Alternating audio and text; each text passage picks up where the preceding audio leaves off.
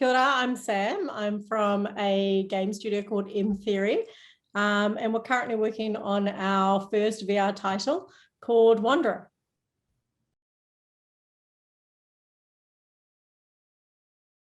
So we have, my partner and I started up a creative tech studio about, 18 years ago now, called Method. And so that's very much a creative tech studio where we work with clients a lot and designing and developing projects across web and gaming, augmented reality and virtual reality.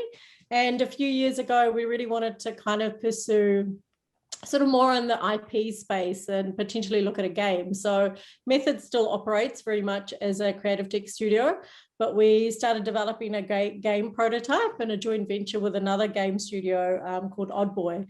And together we had an idea for a game, and we kind of trawled the world looking for funding to make that happen. And a couple of years ago, we got some funding from Sony, and yeah, we're able to, fire into developing the game. So we have a team dedicated to working on Wanderer.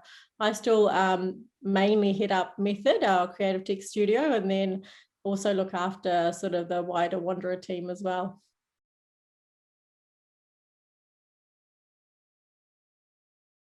Well, I think we're probably gamer geeks from way back. So gaming, something that I grew up with in my teens, playing a lot of sort of adventure games and simulation games, probably a little bit unusual for girls back then. This was back in the early 90s. So, so it's something that we've always been really passionate about. And then when we started working in this space, we just saw, we started our studio in 2003. So it was very, very early days for the tech sector, for web, and we just really saw a big gap. And so over time, we've just developed really cool, engaging, entertainment-esque products and services. And so from that, gaming was a natural kind of space for us to look at. And we've been wanting to do something of our own for a while. And there's an opportunity we saw with VR and where that could go. So, when we started prototyping, we were probably about almost 4 or 5 years ago. So it was very early days back then. We thought there's a potential here to do something really cool in VR and gaming. And yeah, so, we saw that gap and wanted to kind of fill it.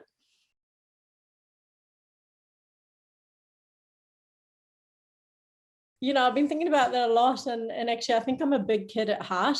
I really love, I guess for us, when we travel, we used to travel quite a bit, and we've got a young son. But I think I've always been one of those people that, rather than sitting at the adults table, I'll be at the kids table playing with the kids, playing with Lego or whatever it is, getting kind of down and hands-on and that sort of stuff. So I think a lot of the inspiration comes from play. And essentially, one of our kind of mottos in Method and kind of all around is just play is the greatest form of research, which I think is something that really drives us, in terms of how we can all learn and work through play, and that play doesn't have to stop. So I think that's a big part of inspiration. I get inspired, just watching my son play and interact with a lot of screens and games and physical hands-on toys as well. We spend a lot of time at museums and zoos and things like that. And I think, that all kind of helps with inspiration and just the things you see. Sometimes a great movie or a book might inspire an idea or a gem of an idea.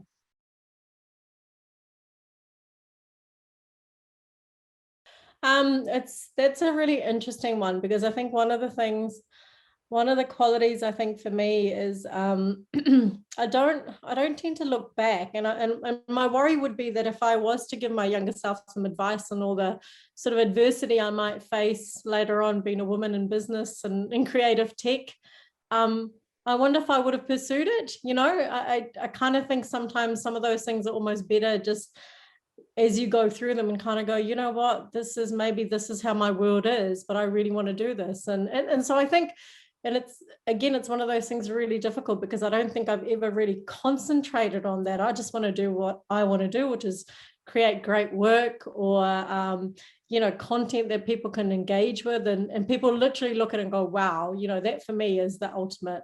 And so I think if I'd kind of warned myself, my younger self, on some of the things, what would I have, you know, would I have stopped? And in the same token, if I'd told my younger self that I'd be where I am now and the stuff that we're doing now, again, would I have felt intimidated? And, you know, so I think some of those things are really interesting. Sometimes natural is the best way, organically kind of getting into the space, you know.